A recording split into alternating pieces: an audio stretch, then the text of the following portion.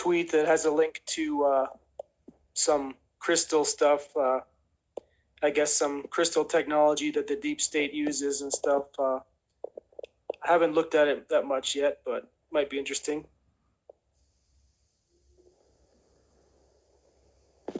Deep state? Can you guys hear me? Yeah, I can hear you. Go ahead. You were saying something?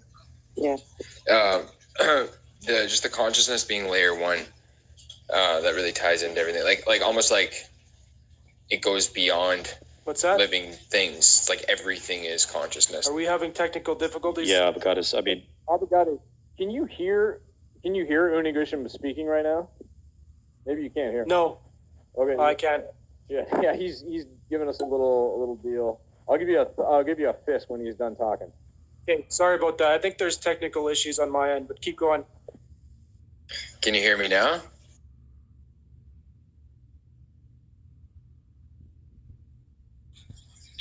No.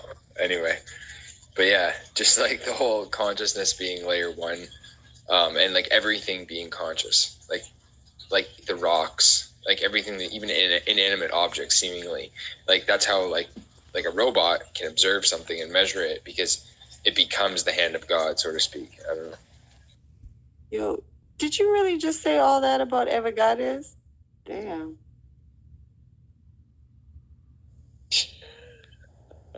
It's talking shit behind my back. It's just, that's no good. I can't hear anything.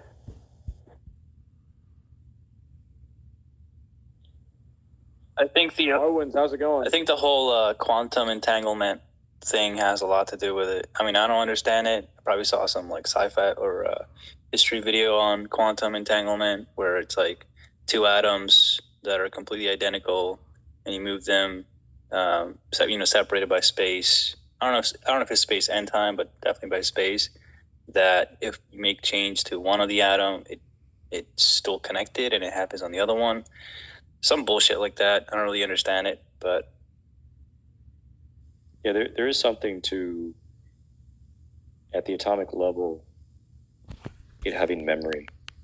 And I love the idea of water. So water knows if you've frozen it or if you've boiled it, because what you do next has an effect. So if you boil it, it tends to freeze quicker than if you didn't boil it.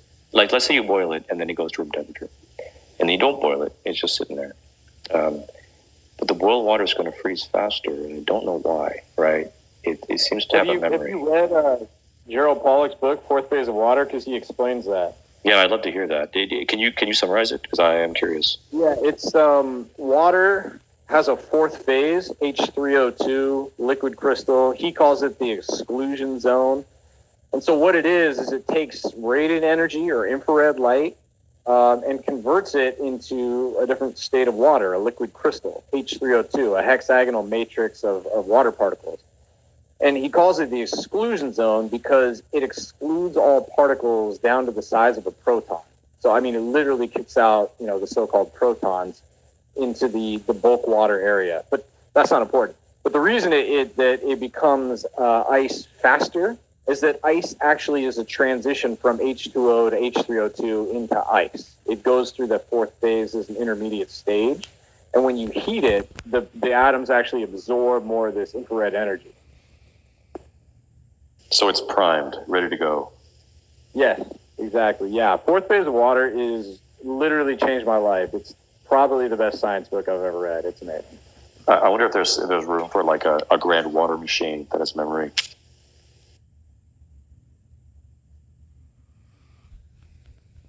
I mean, Can you explain that? So if you have the idea of anything that has a memory or anything that can retain, so if you have like a flop, right, electronics, or a register, and it can retain a 0 or 1, it's almost like now it has, if you can get anything to say it knew it was a 1 or it knows it's a 0, then you've got the potential for making a machine. And so if you ever come across something that has a memory and holds it, and somehow you can extract a 0 or 1 out of it, well, then you can make a computer. Also, it kind of reminds me that that whole premise works with Peter Garriev, Russian bio. I don't remember, but anyhow, so his whole premise was that if you take, like, he had this experiment at UFT here that he did, and so I don't know what they did. I think they like poisoned the kidneys or whatever of some rats, and he was able to then, I don't know how he did it, but he the electromagnetic field of rats with healthy kidneys, right? So if you're able to capture that frequency or that I don't know how he did it. I don't have that science talk, but he was somehow able to capture that frequency and transfer it into the rats whose kidneys had been purposely collapsed, and it revived them entirely.